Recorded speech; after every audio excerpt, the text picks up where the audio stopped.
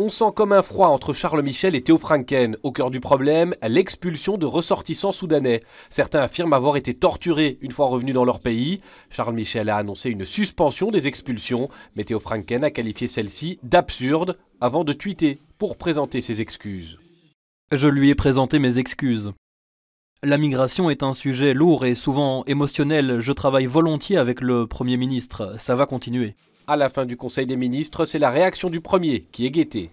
Nous nous sommes expliqués entre nous, M. Franken a présenté ses excuses et j'ai pris acte de ses excuses. Et quand un journaliste flamand insiste, Ik heb acte genomen van de excuses. Okay. Plus de doute sur le moratoire. Sur le fond, le gouvernement rappelle que d'autres pays expulsent toujours vers le Soudan. Theo Franken s'en inquiète quelque peu. On fait un moratoire sur le Soudan pour les rapatriements et tous les autres pays restent à faire des vols vers le Soudan pour le rapatriement, que ça c'est un problème européen, parce que ça va être un problème à Bruxelles dans quelques jours, parce que ça va très très vite. Une enquête est menée avec le commissariat aux réfugiés pour vérifier si les accusations de torture sur place sont avérées. Le secrétaire d'État a visiblement déjà son avis. J'ai beaucoup de doutes dans ma vie.